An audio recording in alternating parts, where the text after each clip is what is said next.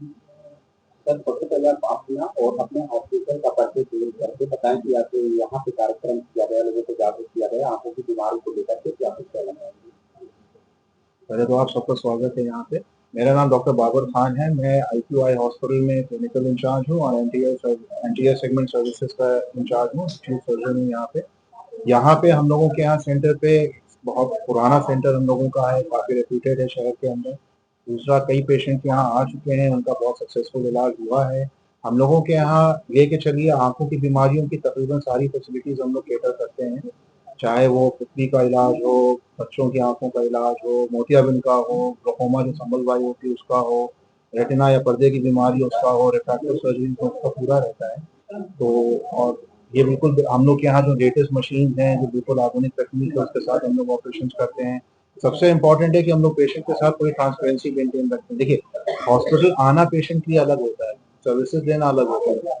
Quality of service जो होती है वो एक फैक्टर होता है। दूसरा, पेशेंट के साथ पूरी ट्रांसपेरेंसी रखना, उसको हर चीज़ के बारे में बताना कि उसके आँख में क्या दिक्कत है और बिल्कुल मतलब बिल्कुल पेशेंट को एट ईज़ करके रखना, कि उसको लगे कि हाँ, वो जहाँ आया है वो बिल्कुल सेफ हैंड्स के अंदर है। तो ये सब चीज़ें हम लोगों का ऑब्जेक्टिव रहता है, हम लोगों का जो मेन एजेंडा है यहाँ काम करने का, जो हम लोग सर्विसेज दे रहे हैं पेशेंट्स को, जो हम लोगों का एंडेवर है, जो हम लोगों की इच्छा है कि हम लोग और अच्छे से करें। तो मेन हम लोगों का यही है और आपके माध्यम के ज़रिए मैं यही संदेशा पहुँचाना चाहता हूँ सबको कि आप लोग बिल्कुल, अगर आप लोगों को कोई भी आँखों की अपनी दिक्कत हो, आपके परिवार में, घर-बार में, आपके दोस्तों में, तो आप लोग बिल्कुल हम लोग के पास आइए। हम लोग की तरफ से जो भी सर्विसेज़ होंगे सब आपको बिल्कुल दी जाएँगी। बेस्ट टेक्निक्स होंगी उसकी और वही मेरा है। सर, जिस तरीके से देखा जा रहा है कि आज के युग में जो है लैपटॉप, कंप्यूटर और काफ़ी मोबाइल का यूज़ ज़्यादा लोग कर रहे हैं। खासकर बच्चे गेमिंग वगैरह में ज़्यादा समय देते हैं। उनकी आँखों पे जो दिक्कतें आती हैं, तो उसके लिए क्या उन लोगों को जो है अपना बचाव करने के लिए दिशा निर्देश देना चाहिए?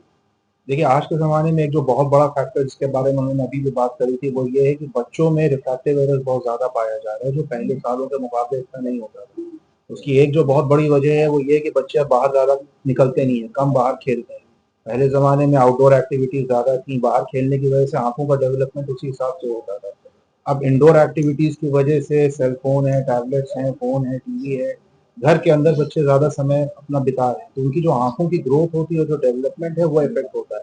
उसकी वजह से काफ़ी कम उम्र में कई बच्चों को चश्मा लग रहा है। आप देखिएगा, स्कूल में लोग कैंप्स करा रहे हैं, उसमें कितने बच्चों का निकलता है और बच्चों को पता नहीं होता कि उनकी निगाह कमज़ोर है। उनको जब लाया जाएगा यहाँ पे, कैंप करेंगे, स्क्रीनिंग करेंगे, तो पता चलता है कि आपके बच्चे की निगाह इतनी कमज़ोर है। पेरेंट्स को भी नहीं पता होता, कई बार स्कूल से उन्हें पता चलता है कि बच्चे की एक्टिविटी अफ़ेक्ट हो रही है। तो एक बहुत बड़ा फैक्टर ये है, जो आजकल घर के बाहर खेल-कूद कम हो गया है, आउटडोर एक्टिविटीज़, इंटरैक्शन जो है बच्चों के बीच में वो कम है, तो उसकी वजह से ये दिक्कत आ रही है। दूसरा, बड़ों में भी अब ज़ाहिर-सी बात है, अब ऑक्यूपेशनल रिक्वायरमेंट्स हैं, अब कुछ ज़माना ऐसा हो गया कि सारा काम जो है डिवाइसेज़ पे होता है।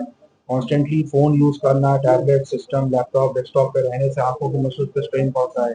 आँख के ऊपर ड्राइनेस होने लगती है, भारीपन-सा लगता है। तो उसके लिए हम लोग ये कहते हैं पेशेंट से कि आप लोग आइए, हम लोग आपको इवैल्यूएट करेंगे, कोई रिफ्रैक्टिव एरर है वो देखा जाए, दवा होती है डालने के, लुब्रिकेंट आई ड्रॉप्स हैं वो अवेलेबल हैं, आप उसका करिए। बेसिक प्रैक्टिसेज़ हैं उसको ट्वीक करिए, अपनी टेनेट्स होते हैं कि आप यूज़ कर रहे हैं तो आप ब्रेक ले लेके काम करिए। तो ये सब चीज़ें हैं आँखों की, जो अवेयरनेस अगर करेंगे तो उसमें पेशेंट्स को और जो जनरल पॉपुलेशन है उसको काफ़ी आराम मिलेगा। तमाम लोग हमारे देश में जो है ऐसे भी गरीब तबके के लोग हैं कि जो पैसों के अभाव के कारण अच्छा इलाज नहीं करवा पाते हैं, तो क्या आपके माध्यम से उन गरीबों के लिए भी कोई ऐसी जो है सुविधा दी गई है? जी, बिल्कुल।